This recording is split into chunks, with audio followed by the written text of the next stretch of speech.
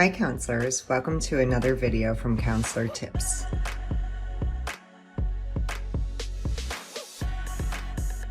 In this video, I'm going to be speaking to designing a crisis treatment plan. So when a client presents with a crisis, we are going to halt their regular treatment and we are going to design a crisis treatment plan. A crisis treatment plan is unique to each client, and it is unique to the crisis that they're having. Although there are many things that can be perceived as a crisis, true crises look like things that are endangering the client's safety and well-being.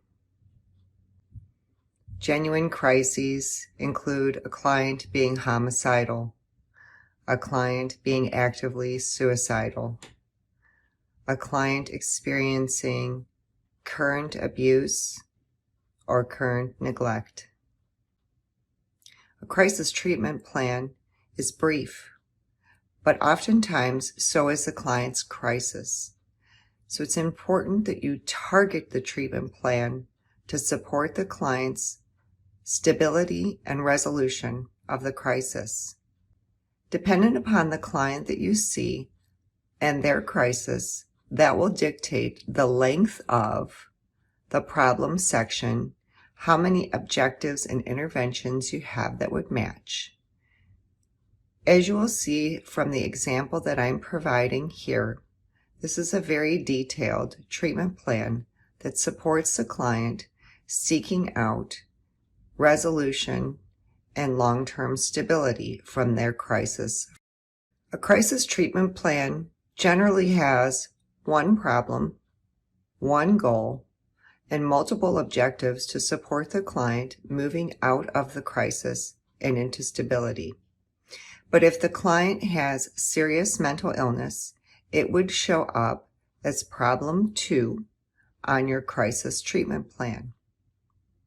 You want to make sure that you continue to address the serious mental illness by having it on the treatment plan, having the long-term goal being the stabilization of the serious mental illness, and objectives and interventions to match supporting the stabilization. When working through a crisis treatment plan, you will want to make the presenting problem or the first problem in the treatment plan the actual crisis. So in this example, I'm going to use a client who is actively suicidal. The first problem noted is that the client is actively suicidal.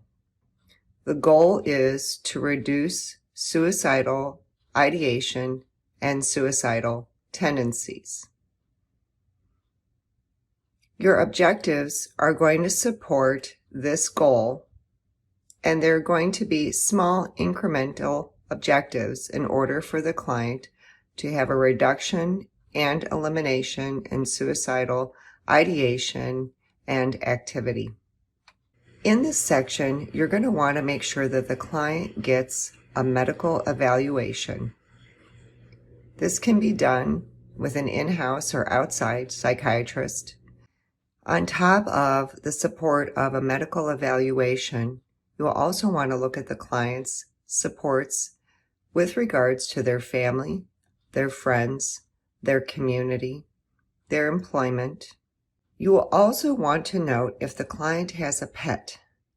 Pets also seem to be a big protective factor to clients, as well as the support of any kind of faith-based beliefs. It's really important that you differentiate as a clinician the difference between a perceived crisis and a true crisis for a client. If there is a true crisis, stop all treatment and start working with the client on stabilization through the crisis until there is some kind of resolution. If you found that this video has been supportive and you know a counselor that could benefit from it, please consider passing it on. If you're learning from Counselor Tips and want to continue learning, please consider subscribing to this channel and turn on the bell. That way you know when I have a new video. And I'll see you soon.